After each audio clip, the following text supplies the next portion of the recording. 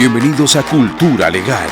Cultura Legal, el espacio donde exploramos el fascinante mundo del derecho, desentrañando casos, historias y conceptos legales para todos. Te ayudará a comprender mejor cómo el derecho impacta nuestra vida cotidiana. Comencemos. Cultura Legal. Sean todos bienvenidos. Vamos a hablar en estos momentos de un tema que se relaciona con la actividad de nuestra oficina, Salvatierra Abogados, y es esas victorias penales, esos casos reales que gracias a Dios hemos podido trabajar en esta oficina, y de eso vamos a hablar. ¿Qué pasa cuando a ti te acusan injustamente de un delito, de un crimen que tú no has cometido?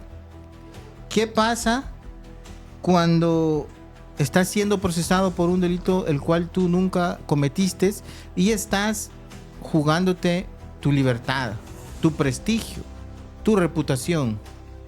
¿Qué debes de hacer en ese caso? Nosotros acá en este video, en este podcast, te vamos a dar algunos tips, algunas ideas de qué es lo que tienes que hacer, y te vamos a hablar con práctica, con experiencia, casos reales y en términos que tú puedas entender. Entonces, si tú conoces de alguien que está pasando por una situación similar, está en un proceso penal y no sabe qué hacer, está en una encrucijada, te pido que le envíes este video para que pueda verlo hasta el final y pueda tomar todos estos consejos legales que de manera gratuita y desinteresada nosotros te vamos a brindar en este podcast. Y tenemos la presencia de un integrante de nuestro equipo en San Miguel. Él es Franklin Castro, bienvenido, un especialista también en esta materia. Mucho gusto, derecho penal. ¿Qué tal? ¿Cómo estamos? Todo bien, gracias por invitarme ahora a ser parte del podcast para la Cultura Legal. Como ya lo hizo la introducción, pues vamos a dar esas pequeñas pautas a las personas que nos están viendo, a las que nos van a escuchar y pues a las que les va a llegar el mensaje de reenvío, ¿verdad?, de ese video. Qué hacer, cómo nosotros procedemos y los casos que, pues gracias a Dios, hemos tenido éxito. Ya sea en nuestro caso, pues la oficina de San Miguel, que estamos a la orden siempre. Pues vamos a comenzar con la dinámica. Creo que va a ser 3 casos cada uno, y pues vamos a comenzar desde el delito menos lesivo pues al más grave, al más gravoso, ¿verdad? Así es. Qué interesante. Como lo dijo Franklin, vamos a ir hablando de 3 casos prácticos que hemos resuelto, y él va a empezar con sus 3 casos que ha resuelto y luego vamos a ir alternando, ¿verdad?, con este servidor. Y ustedes pueden tomar de estas experiencias prácticas todos estos consejos. Si ustedes están enfrentando una situación similar, saber qué hacer, y eso es lo importante. Franklin, ¿qué importancia tiene el conocer el derecho penal y el contratar a un abogado que conozca de esta área en los momentos más difíciles de cada uno? ¿Qué importante es esto? ¿O qué se juega uno cuando está en un proceso penal? En primer momento, pues como se sabe, se está jugando la libertad de la persona, pues lo más preciado para algunos, que es la libertad. Bueno, en mi caso es lo más preciado que yo tengo, ser libre, y pues creo que para muchas personas también. Entonces, lo primero que se tiene que hacer, o que tenemos que hacer, porque nadie está exento de esto, es, uno, contactarnos en Salvatierra Abogados, ¿verdad?, porque somos especialistas en derecho penal, y pues segundo, hacerse acompañar y guiar de un abogado que sepa de la materia, pues porque hay diferentes ramas del derecho, pero siempre es importante hablar con alguien que tenga vasta experiencia en el ámbito penal. Así es, excelente. También otra cosa, Franklin, que está en juego cuando hay un proceso penal es la reputación, ¿verdad? Muchas veces las personas están siendo procesadas, no han sido condenadas siquiera, ¿verdad? Pero ahí en redes sociales o en los medios, sí, ya la reputación ya empezó a bajar. Aún cuando no han sido condenados, ¿verdad? Cuando no han sido condenados aún, siempre su reputación baja. Y ahí es donde hay que tener también una estrategia para eso también. Y a nivel empresarial, Franklin, también el patrimonio está en juego. El patrimonio está en juego. Todo lo que ha luchado la persona emprendedora está en juego en un proceso penal. Y ya lo hemos hablado con Edson también, que estaba en en la oficina de San Miguel, por la simple sospecha, le pueden arrebatar o se puede, digamos, poner en riesgo el patrimonio a través de la extinción de dominio. Y pues eso es lo que nosotros evitamos en esta firma. Proteger la libertad, la reputación y el patrimonio de las personas que están en estos riesgos. Y esa es nuestra especialización en nuestras 3 oficinas en Santa Ana, en San Miguel y en San Salvador. Muy bien, empecemos con los casos entonces, Franklin. Bien, pues, el caso más leve que usted ha tenido, que ha resuelto favorablemente. Favorablemente, sí. Caso por excelencia que se da en muchas ocasiones. A veces somos víctimas de ello y a veces pues no hacemos conciencia, ¿verdad?, de lo que está pasando. Pues vamos a hablar en este caso de las amenazas. El delito de amenazas, pues, es un delito que se constituye cuando recibe una agresión verbal de parte de otra persona y que vulnera, pues, la integridad y la dignidad de la persona. Entonces, este delito es bastante común, más de lo que parece. Que se denuncie o no se denuncie, pues, es otro tema, ¿verdad? Pero si este delito no es tan lesivo, pero más sin embargo es un delito, porque está vulnerando, pues, la dignidad de la persona, que es el tipo penal que resguarda, pues, la dignidad. Y en ese sentido yo tengo experiencia de un caso, hace poquito lo estábamos teniendo por allá en San Miguel, de amenazas y cabe recalcar, ¿verdad? O sea, ahí el paréntesis, que a veces las amenazas, el delito de amenaza va acompañado de ya sea daño o lesiones, porque a veces suele ocurrir eso, ¿verdad? Que se dice una cosa, luego de las amenazas, de las palabras, llegan a los golpes o a dañar propiedad de la persona con la que es el conflicto. Entonces, en el caso de amenazas, pues siempre es recomendado primero, si usted es el agresor o la víctima de cualquiera de las dos partes, si es la víctima, puede acudir a la instancia pertinente o hacerse acompañar también de un abogado, de la figura del creyente que conocemos en derecho, ¿verdad? Así es. Entonces, usted se hace acompañar de un abogado, le explica la situación de la que usted está sufriendo y pues nosotros se hace un escrito para dar aviso a la autoridad pertinente para que se abra el proceso en contra de quien lo está amenazando o amedrentando, por decirlo así, ¿verdad? Entonces, lo vamos a tomar desde ese punto de vista como víctima. Ah, ok. Usted representó a la víctima. Querellante. Ah, ok. Siendo querellante. La figura del querellante, pues, es representación de un abogado para hacer conocimiento a la autoridad de que ha sufrido o ha sido víctima de un delito, mejor dicho. Entonces, en este caso... Usted analizó el caso primero para ver la estrategia. Se analiza, ¿verdad? Porque para ver qué se va a pedir, qué se va a establecer como hechos y pues para adecuarlo jurídicamente. Entonces... Se hace una entrevista con la persona, sí. ¿verdad? O sea, se hace una entrevista con la víctima. ¿Qué tan relevantes son los hechos en todo caso? Muy relevantes. Es lo más importante, ya que para que se configure el tipo penal de la amenaza, debe de existir, una, la agresión verbal, y dos, pues, el sentimiento, porque es algo que está inherente, el sentimiento de la víctima, de que se siente vulnerado y que corre peligro por las palabras que ha recibido, ¿verdad? Por las agresiones que ha recibido. Por ejemplo, te voy a...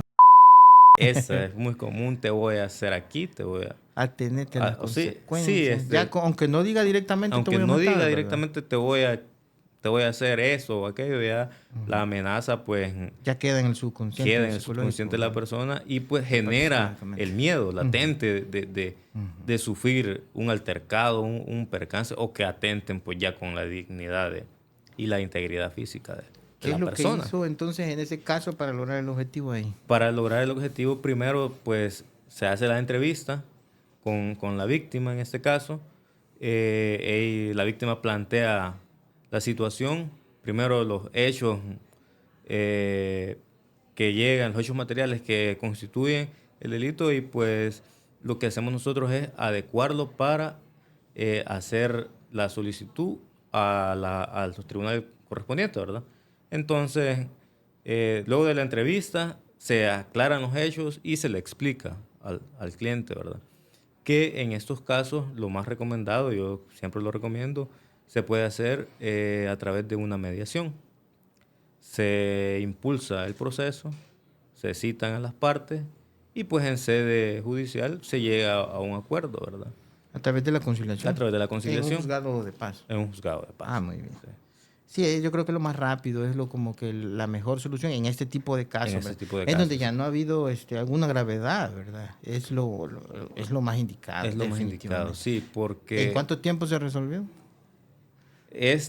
Casos por ser relativamente, por ser un delito leve en este caso, pues se puede resolver de 15 a 20 días. Muy bien. Dependiendo el tiempo de los tribunales. Hay que aclararle a la gente que nosotros trabajamos a tiempo de los tribunales, pues no es a tiempo de nosotros. Si por nosotros fuera, el día que nos solicitan la ayuda, pues ese día resolviéramos, pero no es así, lamentablemente. Pero imagínense, ese fue en 20 días aproximadamente. 20 días, sí. Vaya, muy bien. En el mismo delito, yo me recuerdo de un caso, porque digamos, el delito en sí es leve, ¿verdad? Por eso estamos hablando.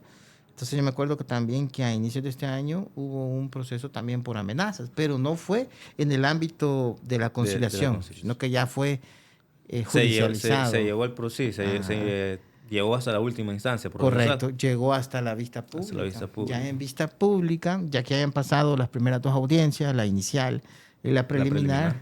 Bueno, se logró a través del tribunal formar un jurado. Un jurado. Se hizo a través del jurado. Se hizo. Y como víctima no llegó, ¿verdad? Porque en realidad los hechos no existían. En ese caso era del otro lado. Nosotros estábamos defendiendo a las dos imputadas, ¿verdad? Sí. Del caso. Entonces, no llegó una vez, no llegó dos veces. Le pedimos a la jueza del caso, ¿verdad?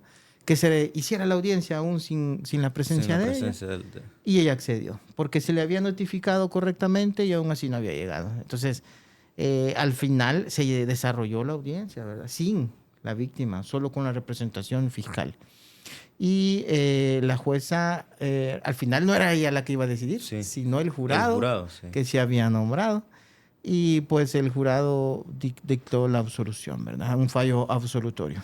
Eran dos opciones nada más, o condena o absolutorio. Si hubiera sido condena, la juez hubiera puesto la cantidad de años o la pena.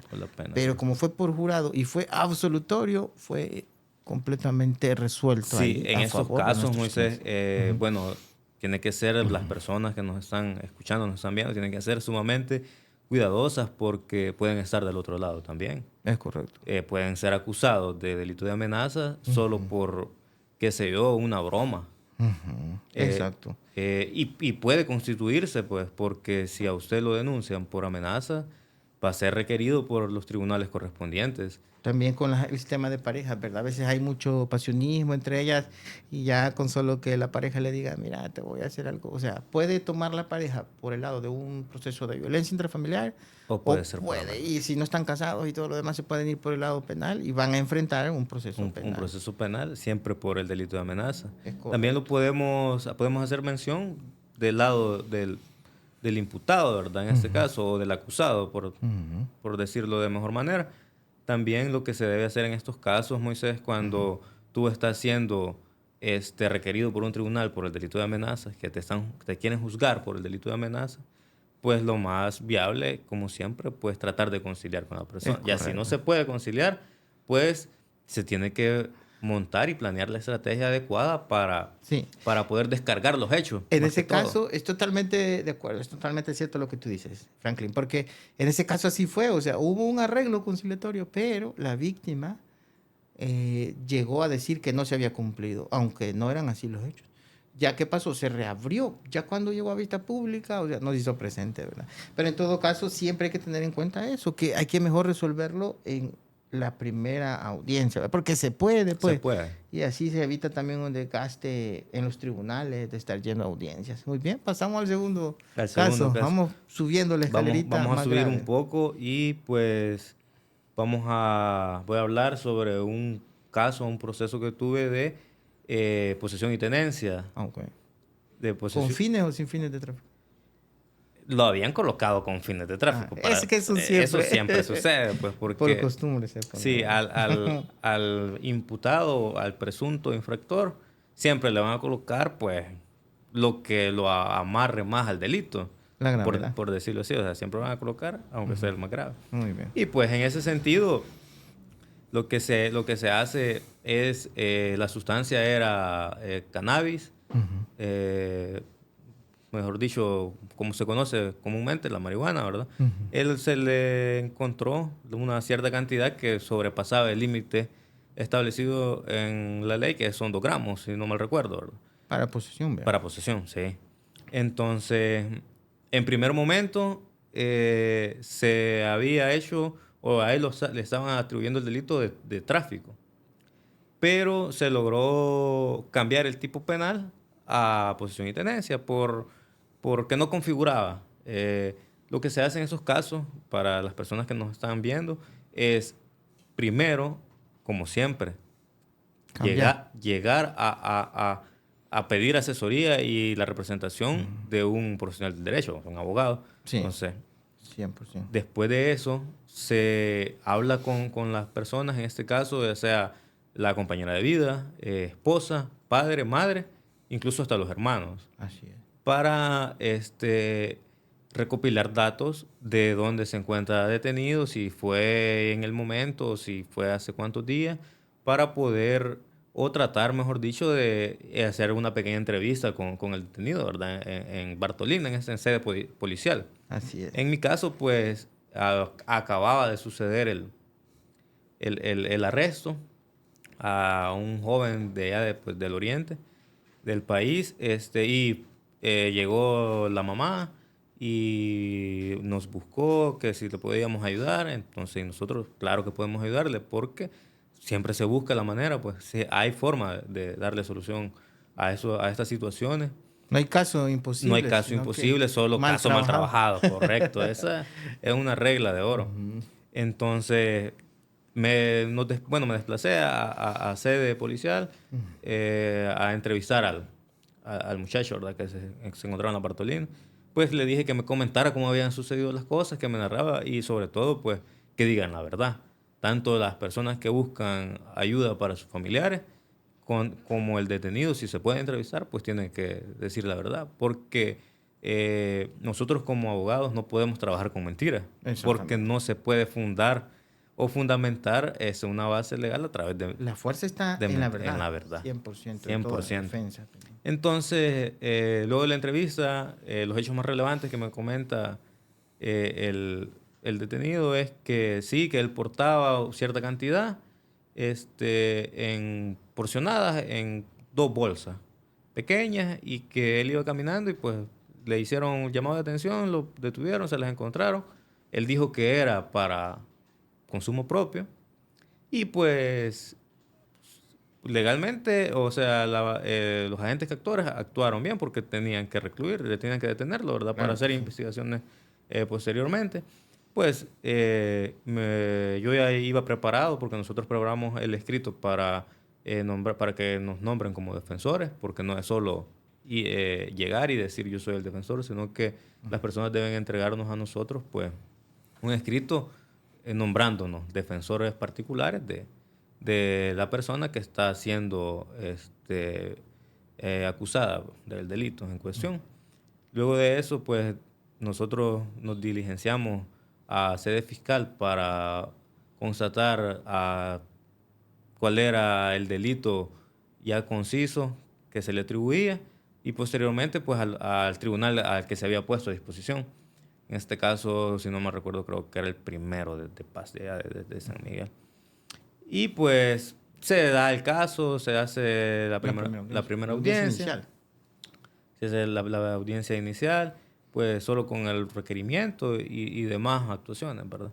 Entonces, en esa audiencia, lo que solicité es que se hiciera el cambio de tipo penal. Entonces, porque se había hecho o lo habían tipificado como tráfico ilícito. Pero para que se configure el delito de tráfico ilícito debe ser con el ánimo de distribuir, de comercializar, distribuir, transportar o pues, como vulgarmente se puede decir, de vender la sustancia. Entonces... Tiene que haber tiene que haber puntos que compren. Sí, o sea, para configurarse tienen que haber una serie de requisitos bien específicos.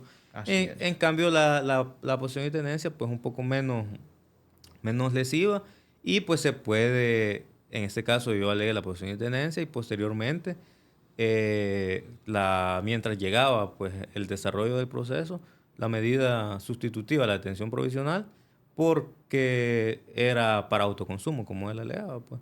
Entonces, nosotros lo que hacemos, la estrategia es demostrar que sí era era de él, para consumo propio. Él no tenía intenciones de comercializar dicho, pues, sustancia. ¿No encontraron una balanza o una cortada? No, solo como la detención de él en la requisa de los agentes fue caminando.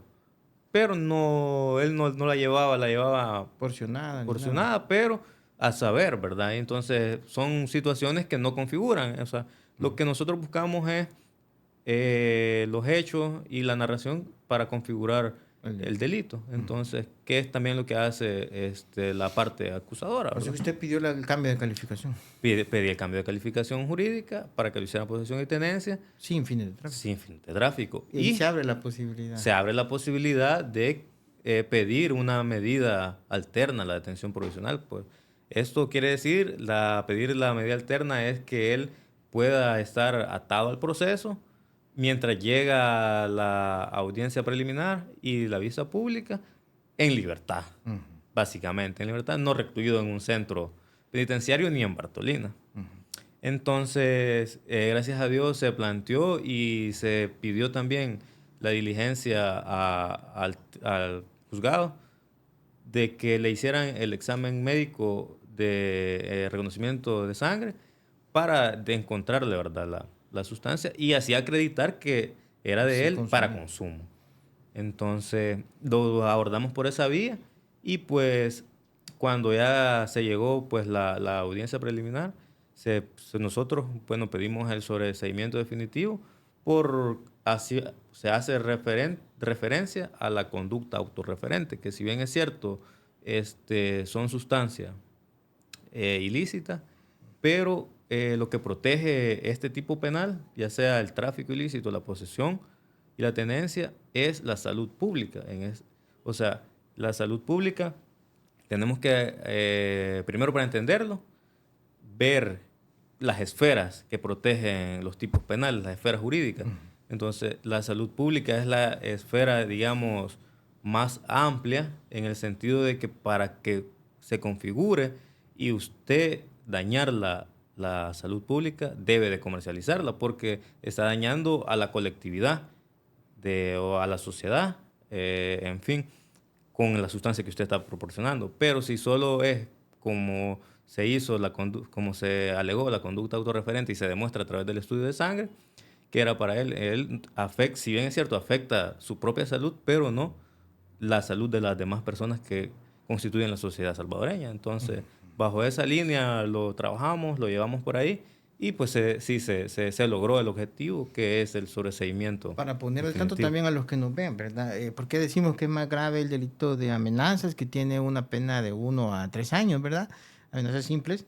Ya el delito de posesión y tenencia con fines de tráfico ya es una pena mayor. Y es una pena mayor. Que ronda más de los 8 años. Más de los 8 años. Está de 8 a 12, 15 creo que 15, está ahora regulado. Ajá, muy bien. Y ahora ya pasarlo a simple posesión, que es la estrategia que se ocupó en este caso, le bajó de la máxima de 15 años. De 3 a 5. De 3 a 5. Son 10 años, ¿verdad? Que sí, solo con esa estrategia se le bajan 10 años. Sí.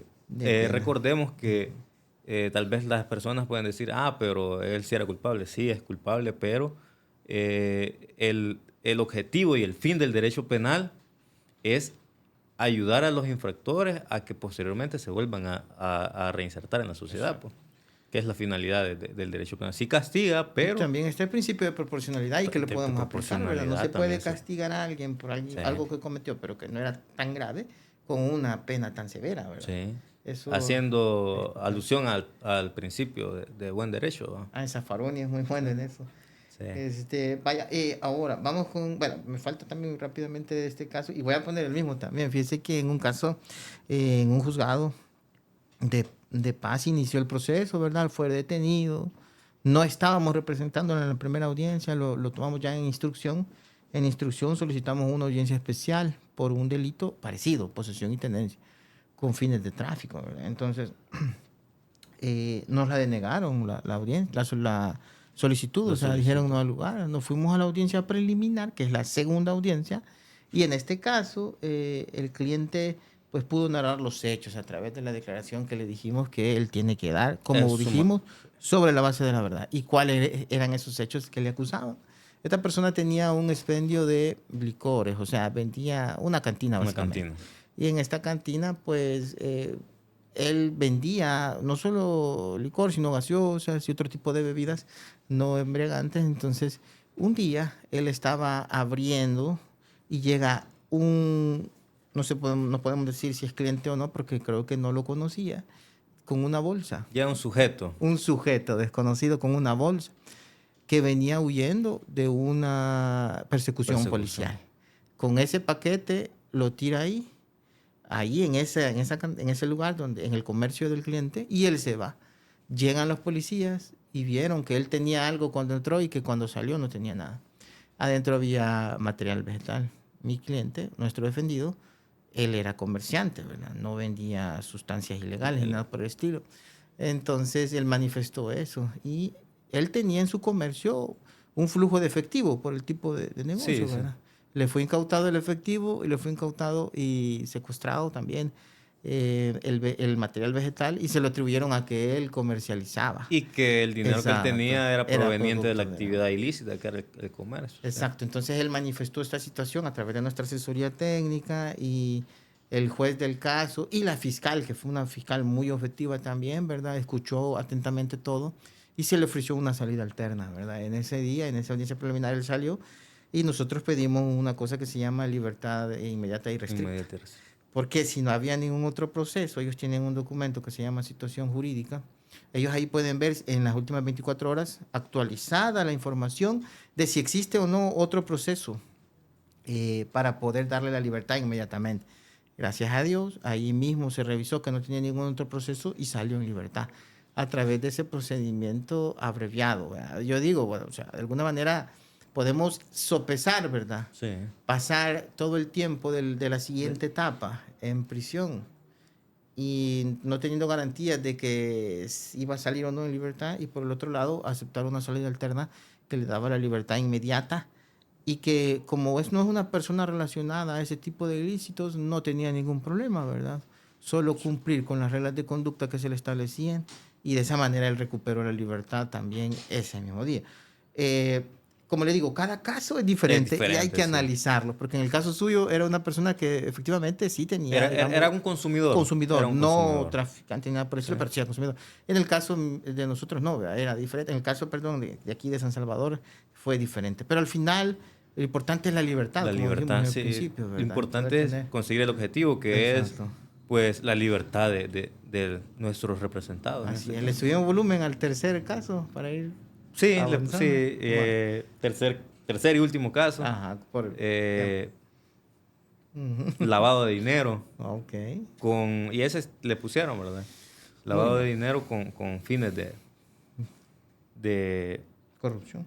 Sí, entonces en este delito de lavado de dinero es bien complicado porque el tipo penal, el artículo, pues, para que la gente lo entienda, el artículo penal que habla de eso es bien riguroso en el sentido de que si no se tiene el comprobante de la procedencia del dinero, o sea, ya constituye un ilícito. Entonces es bien difícil con la cultura que tenemos, pues más que todo, la cultura acá de El Salvador, ya sea de cualquier departamento que nos estén viendo. Nosotros, ejemplo, vamos al cajero, sacamos una cierta cantidad de dinero y ¿qué es lo que hace el salvadoreño? Agarra el comprobante, ese pequeño ticket que emite el cajero, funciona, es un comprobante. Es un comprobante de ingreso. Y ese comprobante le puede ser la diferencia que usted le atribuyan el delito de lavado de dinero y activos a que usted lo dé como respaldo que lo acaba de sacar del cajero. Entonces es complicado porque la mayoría de salvadoreños lo que hacemos es vamos al cajero, retiramos el dinero, el comprobante, lo tiramos al bote de basura. que no es lo correcto, pues, porque por eso la máquina pregunta si comprobante o no. Entonces, si uno le da así es para andarlo, ¿verdad? Para hacer constancia de que lo acaba de retirar y que viene de un origen ilícito porque es de nuestra cuenta. Entonces, aclarando eso, este muchacho también, que lo detienen por este caso, por lavado de dinero y activos. Él llevaba consigo una cantidad de $1,000 o $1,000 de los Estados en billetes de diferente denominación, a raíz de que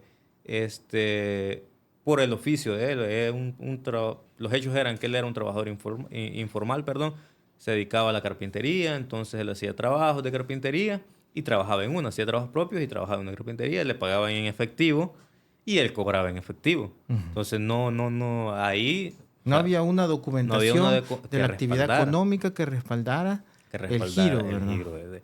Entonces, y los hechos eran que él tenía consigo ese dinero porque se dirigía a comprar una motocicleta. Que se puede verificar porque está la conversación en el Messenger, porque nosotros aquí también tenemos la cultura de hacer muchos negocios en la plataforma de Facebook, en el Marketplace.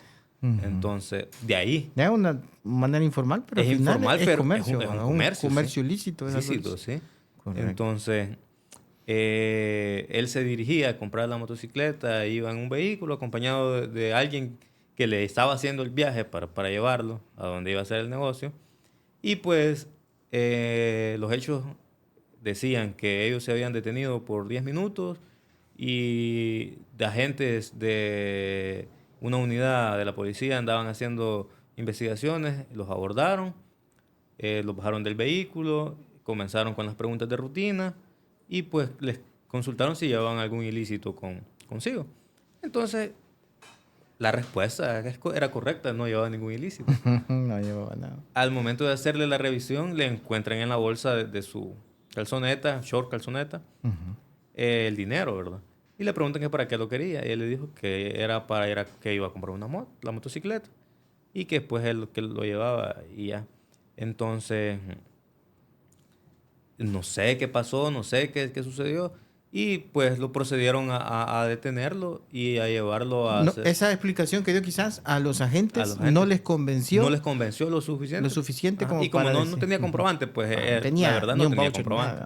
No tenía cómo comprobar de dónde había sacado $2,000. O sea, aunque él les dijera que era de ahorro y de trabajo, que se puede hacer porque la profesión de carpintero es bien remunerada por los trabajos que se hacen, pues porque aparte de ser un oficio honrado, es arte y algo más. Entonces, él tenía la posibilidad porque ya tenía varios clientes. Entonces, que también conseguimos constancia de esos clientes para demostrar pues que la procedencia, pero eso ya va a ser más adelante que lo voy a ir explicando. Resulta que a él lo detienen, se contactan con nosotros allá en San Miguel y pues procedemos a hacer las diligencias de la entrevista con los familiares, la entrevista con él y pues así a comenzar a movilizarnos para poder ir dándole forma. El caso, la estrategia era pues demostrar que efectivamente el dinero sí era para comprar la motocicleta, eso lo teníamos con la conversación de Messenger.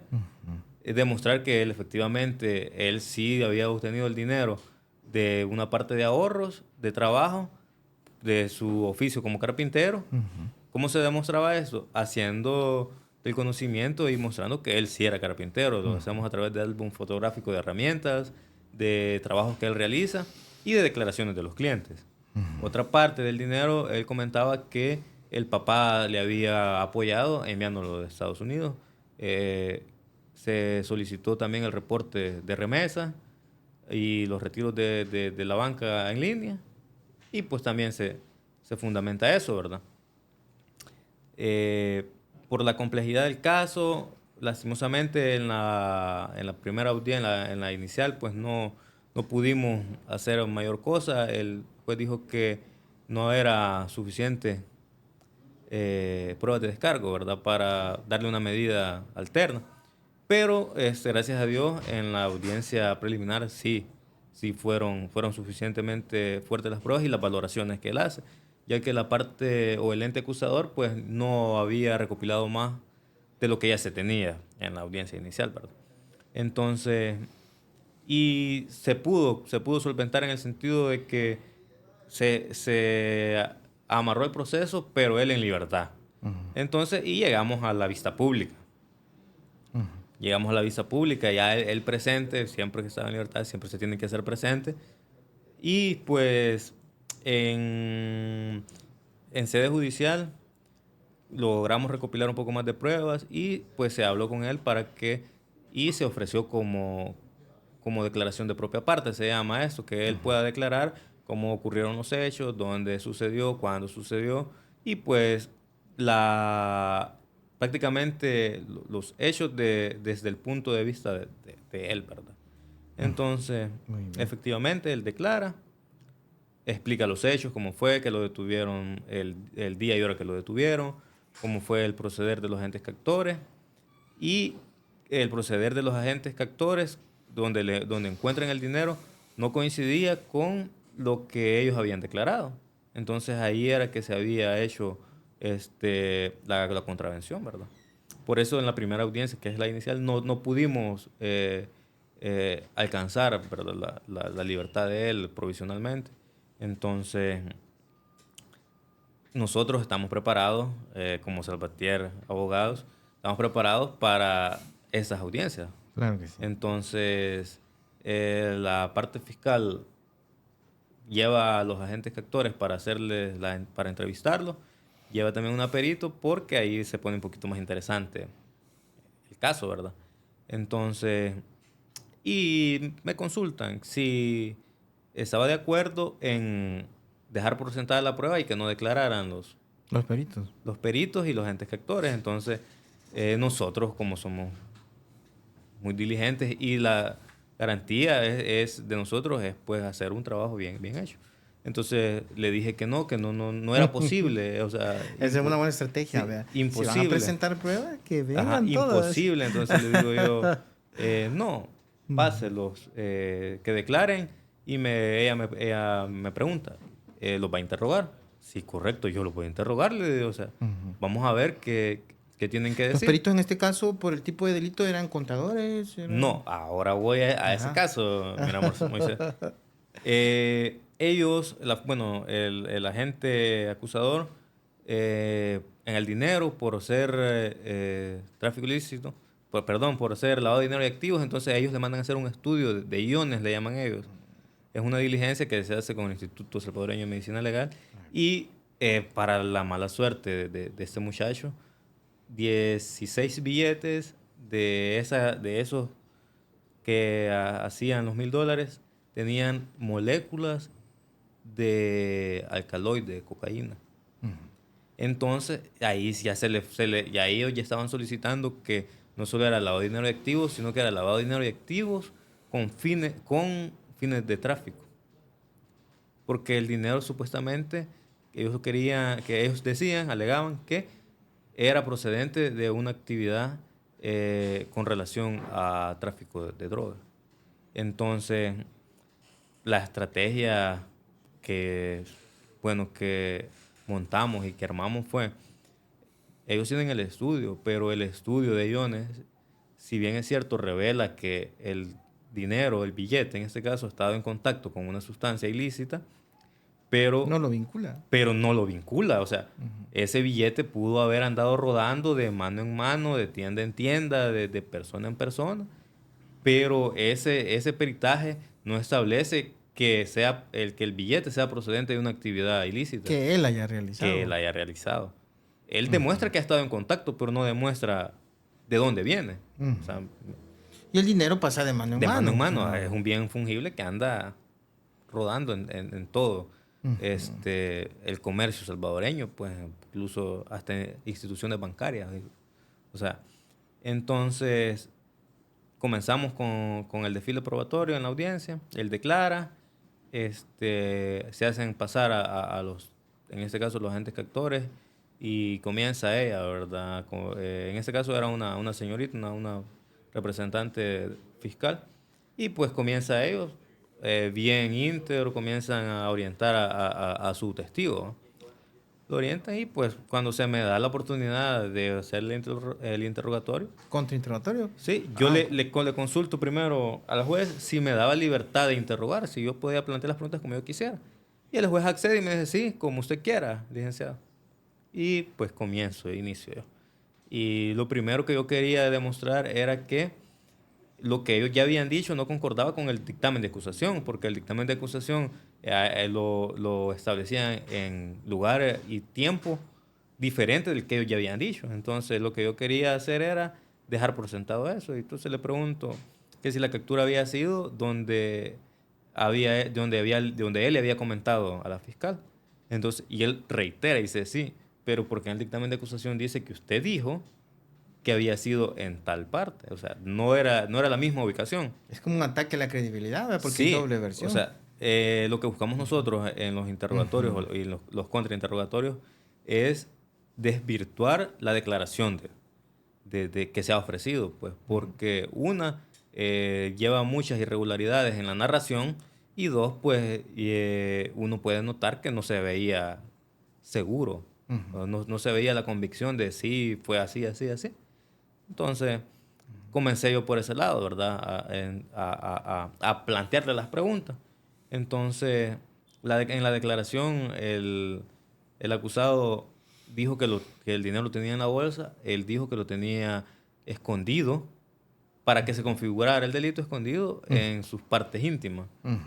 Entonces, yo le pregunto, ¿me puede narrar cómo fue la detención? Y él comienza a narrar. Y cuando llega a la parte donde... ¿Y cómo fue que encontró el dinero?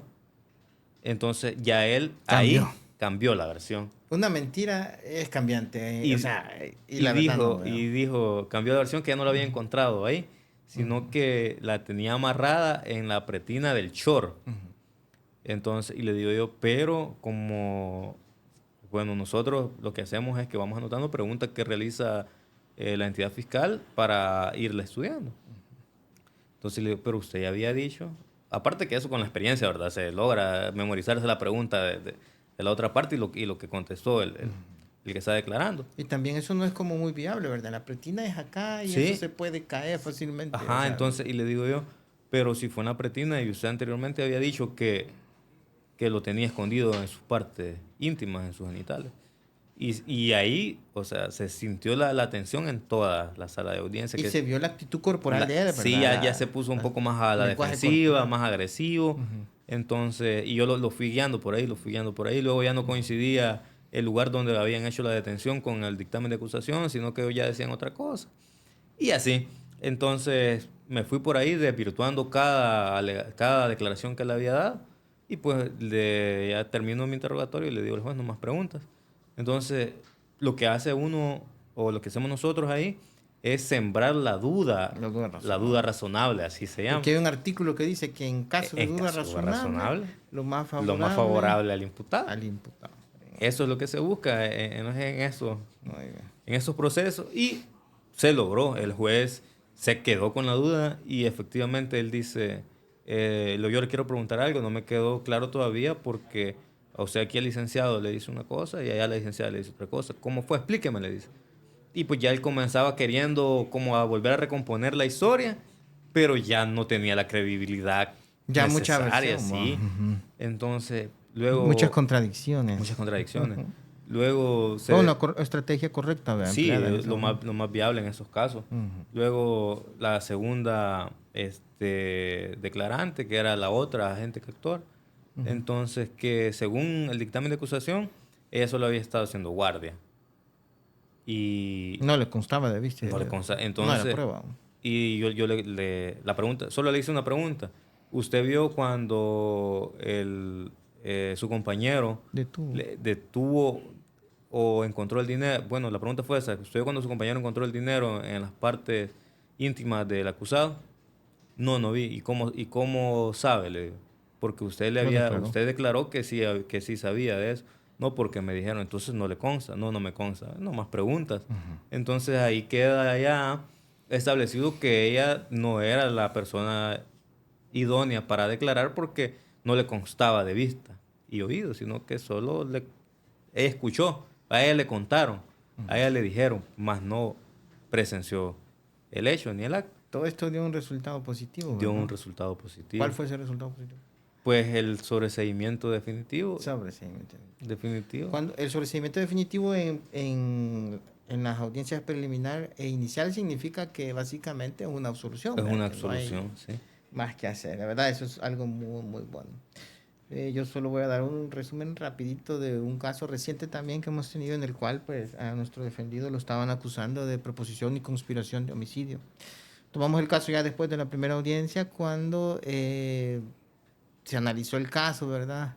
Con el equipo y pues determinamos que no había pruebas suficientes para poder lograr que esto avanzara, ¿verdad? O sea, sí. Fue una detención. Esta persona, ¿quién era? Era un joven, muy joven, que no tenía padre ni madre, pero que había trabajado todo el tiempo. O sea, tenía cómo comprobarse su estilo de vida de una persona trabajadora, ¿verdad? Que le habían ascendido muy joven a gerente de un restaurante, ¿verdad? Y aún así, pues, solo lo detuvieron. ¿Y qué pasó? En la audiencia preliminar no había pruebas suficientes, no existía un reconocimiento que individualizara a esta persona y pues le dieron el sobreseimiento provisional, ¿verdad? Por falta de pruebas. Él ahorita actualmente goza de libertad, es un caso reciente, pero el delito y todo lo demás, cualquier abogado quizás que no tuviese experiencia hubiera dicho, no lo voy a agarrar, ¿verdad? Pues está muy difícil. Proposición y conspiración de homicidio son más de 10 años que se están jugando en esos casos, pero la experiencia, la preparación,